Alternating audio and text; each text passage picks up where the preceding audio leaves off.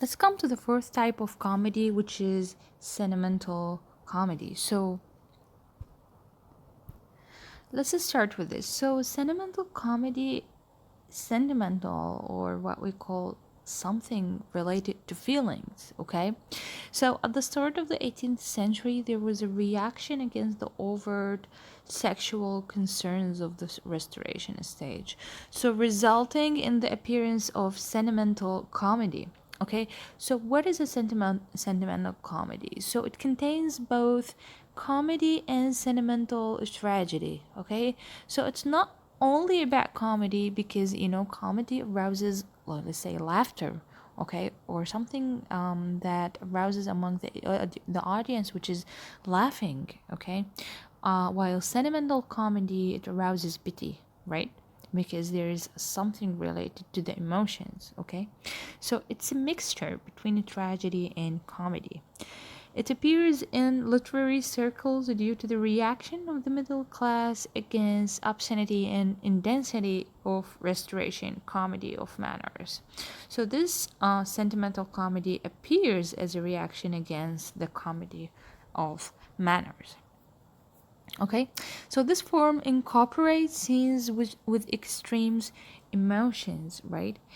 Evoking excessive pity gained popularity among the middle class audience in the 18th century. It is a simplistic form of comedy, extolling the virtues of family life with a stress on how goodness is rewarded.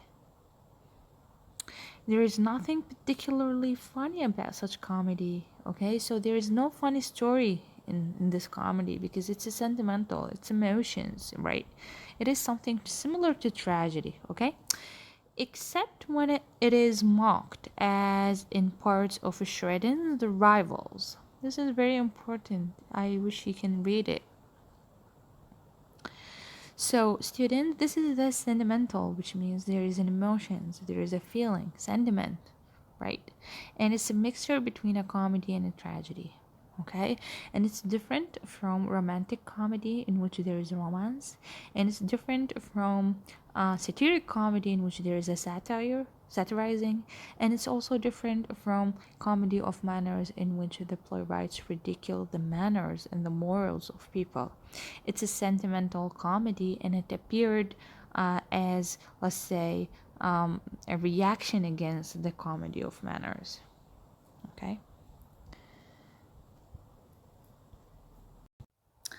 Let's come to farce. Okay, so farce also a type of comedy, and it traditionally indicates a rather mechanical and meaningless form of comic play, consisting simply of an intricate plot. Okay, knockabout fun, comic confusion, but in much modern comedy, the force is that life itself is so devoid of any deeper meaning.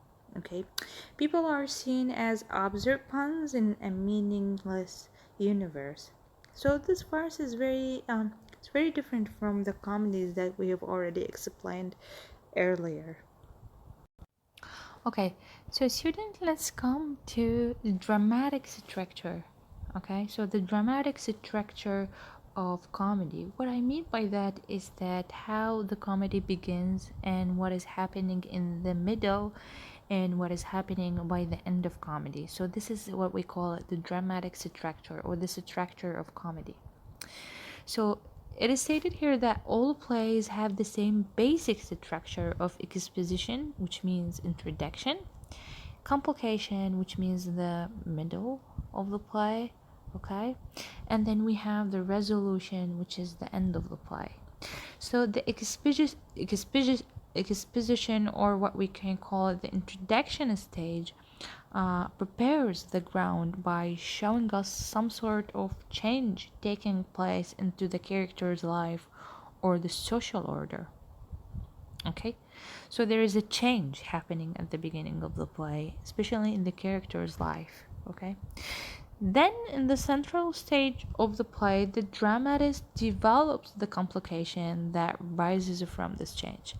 So the change that happening in the introduction, okay, It is now complicated or develops right in the middle of the play. Okay, and seek to come to terms with the problems that have developed so that a sense of disorder prevails. What it means that at the beginning of the play there is a change into the character's life, and then in the middle of the play this change gets complicated and the characters are involved into complicated things, and then what, there is a sense of disorder in the character's life. And in the resolution, which means by the end of the play, however, as the play reaches its end, order is reestablished, which means things will be resolved, okay? Reestablished, regained. Or the characters at least come to the terms with the new situation that has developed, okay? So this is the dramatic structure of comedy and almost all plays in theater. Okay, we come to the last part of our lecture today. We have a tragedy versus comedy. So the pattern of a drama we have been describing is very clearly in evidence in two dominant moods of a drama, comedy and a tragedy. So in comedy, the disorder, okay, the things that is happening that threatens the character's life and social concord is overcome in most comedies and either with marriage and dance. Okay, so this is all about comedy. So comedy, there is a problem happening, and then by the end of the play the problem is overcome, and then there is a happy ending like marriage, or there is a dance, or the love story is resolved. Okay, so the traditional signs of harmony and order in society finally by the end of the play happens. Whereas in a tragedy, okay, on the other hand, we witness the falling apart of all signs of order. Okay, so there is no order in a tragedy. What I mean by that, there is. Let's continue reading. We are comforted with the most shocking form of disorder. So this kind of disorder is not the same as in comedy. In comedy, the disorder is very silly or it's very foolish. And there is a simple mistake in comedy, while in tragedy, we have a shocking form of disorder. Do you remember what happened in Julius Caesar? We have death itself. Okay, so our response is perhaps as likely to be one of terror as pity as the wanton disregard for human life a tragedy show us. And yet, the very fact that people can confront such chaos, okay, all people in the world can have the same chaos in his life or in her life, and yet it treated it in a positive way.